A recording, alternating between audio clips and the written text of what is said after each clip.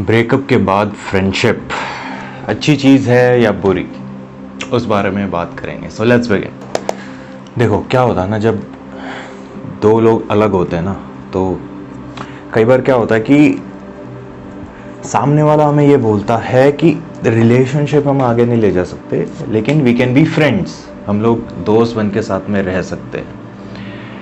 तो अब यहाँ पर दो केस होते हैं, ठीक है। अगर आप भी वैसे इंसान हो और अगर सामने वाला बोलता है और आप राज़ी हो, एक म्यूचुअल अंडरस्टैंडिंग है, फ्रेंडशिप बनाने के लिए एक म्यूचुअल अंडरस्टैंडिंग है, तो ठीक है भाई, आगे बढ़ो, ठीक है। फिर ये वीडियो बंद करो, जाओ, फिर कोई दिक्कत नहीं है, फिर अच्छी चीज़ है, बिकॉज वहाँ पर म्यूचुअल अंडरस्टैंडिंग है। तो उस बारे में ज़्यादा मैं बोलूँगा नहीं। बात कहाँ होती है, जब एक इंसान चाहता है कि इस रिलेशनशिप तो नहीं हो पाई, तो वी कैन बी फ्रेंड्स, लेकिन आप वो चीज़ नहीं चाहते, ठीक है। आपको नहीं समझ आ रहा क्या हो रहा है, बहुत ज़्यादा कन्फ्यूजन हो रही है माइंड में, बहुत ज़्यादा केओस मचा हुआ है, समझ नहीं आ रहा कि क्या एक्सेप्ट करना है, क्या छोड़ना है।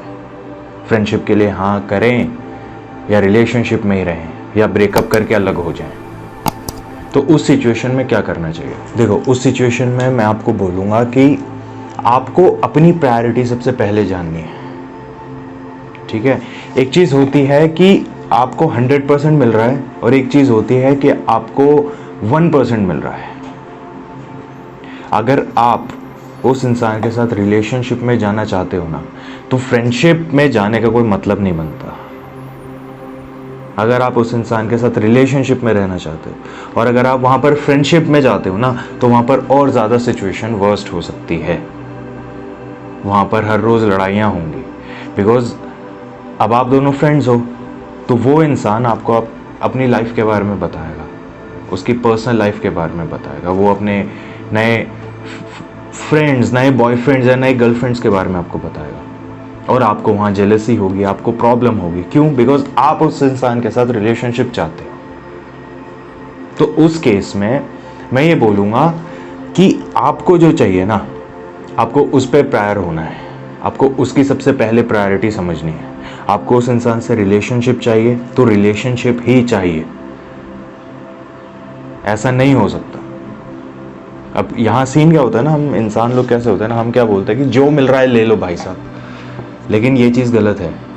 ये चीज़ें दूसरे केसेस में एक पल को चल भी जाएंगी, लेकिन रिलेशनशिप के मामले में ये चीज़ नहीं चलती।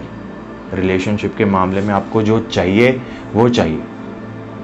रिलेशनशिप ऐसे टिकता है, नहीं तो उसका कोई फ़ायदा नहीं है ना। आप फ्रेंड जोन होकर बैठे रहोगे ना, तो आप कभी अपने दिल की बात अच्छे से बता पाओगे सामने वाले को, ना कुछ हो पाएगा। उल्टा आपकी लाइफ, आपकी मेंटालिटी, आपके थॉट्स और ज़्यादा नेगेटिव होते चले जाएंगे, आप दबते चले जाओगे, आपको अपनी फ्रस्ट्रेशन निकालने का मौका नहीं मिलेगा।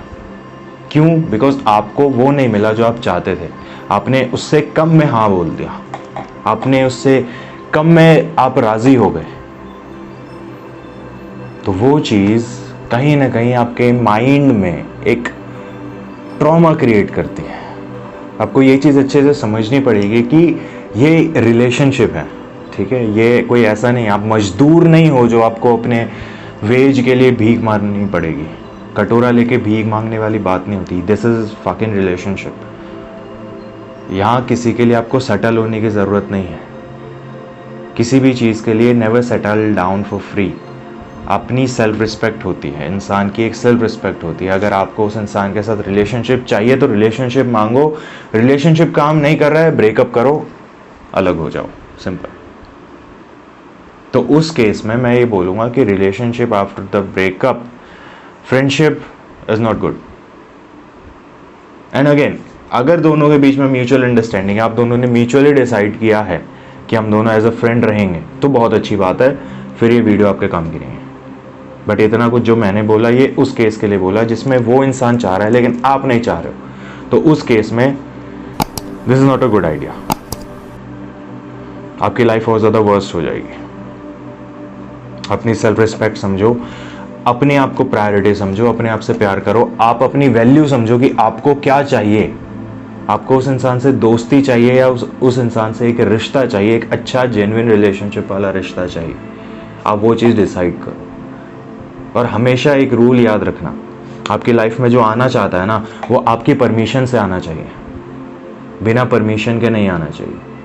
आपकी लाइफ है, आपकी सोच है, आपकी फीलिंग्स है, तो कदर किसको होगी? कदर भी आपको करनी पड़ेगी।